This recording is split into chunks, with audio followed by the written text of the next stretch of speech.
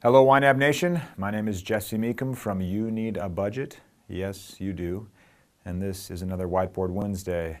This will be particularly useful to freelancers, although it actually can be readily applied to anyone. We're talking about Rule 2, and in scenarios where your income is potentially all over the place, you will find a lot of solace from this principle. Rule 2, quick recap for those already in the know, is basically to save for a rainy day. What does that exactly mean?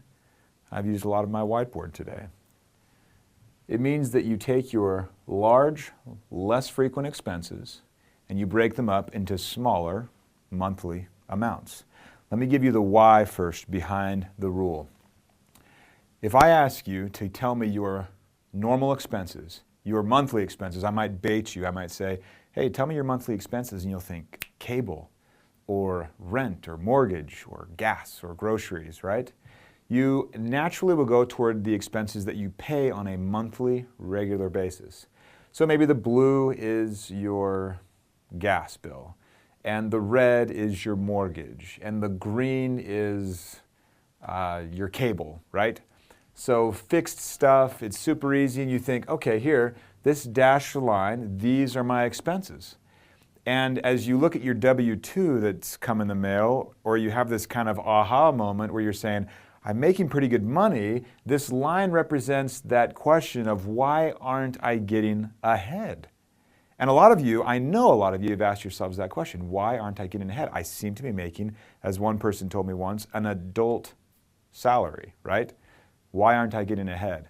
And I didn't leave this rag up here because I forgot, although I'm sure one of these times I will. I left the rag up here because this is my big reveal. The reason that you aren't getting ahead is because you are forgetting about your larger, less frequent expenses, like Christmas. So your, let me put this up there real quick. Your actual expenses, when you take all of the expenses of the holidays, are quite a bit higher. And you could take that tree and you could cut it up. See what I did there? And you could say, oh, well, when we take Christmas into account, when we take that larger, less frequent expense, and let's say we spend $600 a month or $600 a year on Christmas, that's $50 a month, then you would add that in to your monthly calculation. And then you would maybe look at another expense, like maybe another positive. Holidays are positive. And I should mention your holiday expenses aren't just gifts. It's increased travel, increased food because we all eat more. Increase or decrease time working for a lot of people if you're paid hourly or something like that. So there's more to the costs than just the gifts. Christmas cards, if you send those out, and we're due this year, so that's in our budget. Another one, vacation. You know you're going to take a vacation. You want to take a vacation, so you take that vacation amount and you break it up into smaller monthly amounts. So then suddenly you've got it here. You're adding up your vacation. And you're saying, okay, vacation, we're going to spend $480, so that's $40 a month. And that's all added up. What's another one? Property taxes, if they aren't paid through a mortgage. Life insurance premiums are usually paid annually. Car insurance premiums, sometimes there's a little bit of savings if you pay those semi-annually. It goes on and on. Anniversaries, anniversary presents, right? Birthdays, gifts like that. Those are big, potentially less frequent, always expenses. And they will get you. That's the reason that you aren't getting ahead. That gap right there, I've illustrated another way over here with stress on our y-axis, time on our x-axis, and then another y-axis on the other side for money. As money's high, wait, I screwed that up. As money's high, stress is low, that's right.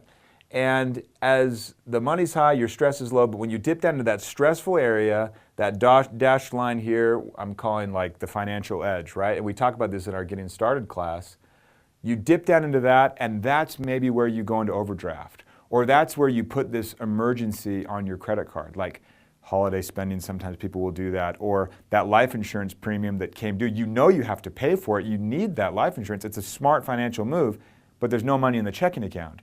So you have to put that on your credit card.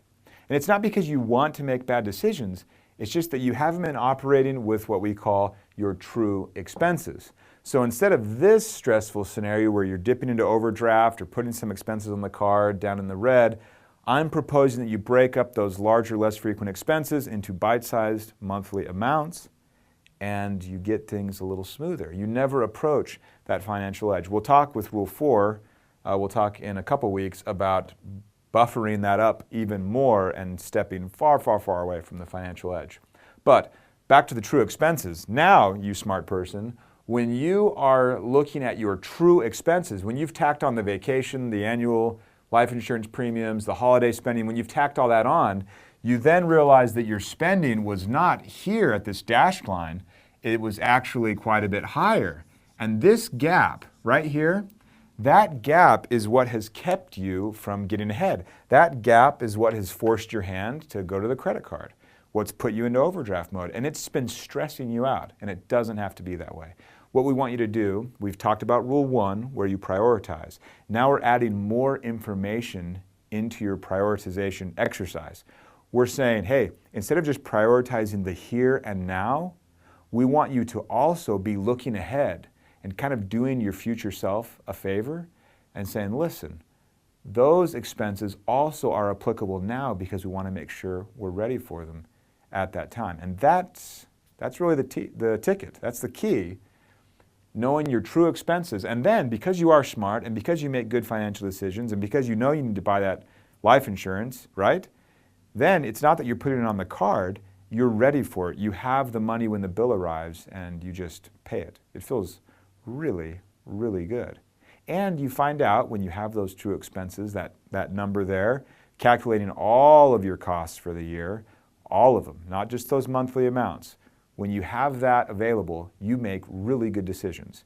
You are your best financial advisor because you have your true expenses in place. So that question of can we afford this, that, or the other, afford is the question. Instead of looking at that lower monthly amount that's fake and doesn't give you any good information for decision making, you're looking at the true expense line and answering the same question, can we afford this? Now you can give yourself a really good answer. So, to recap, you have your large, meaning less frequent. You don't apply this to toothpaste, right? Large, less frequent expenses. I put less frequent there. Large meaning small. That was my mistake. Large meaning not small. I'm botching this up at the end. I was going for a smooth ending and it didn't happen. Large meaning not small. So don't do this with the tiny things like the toothpaste. Second point, less frequent. Not monthly. You'll remember those. But those less frequent expenses that are gotchas a lot of the time. Take those, break them up into monthly amounts, and look at what your true expenses are. Make them bite-sized. Like I said, make them monthly. Once you know those true expenses, you can answer that question, honey, can we afford this? And when you can answer that honestly and truthfully, the stress will just melt away. I'll catch you next time.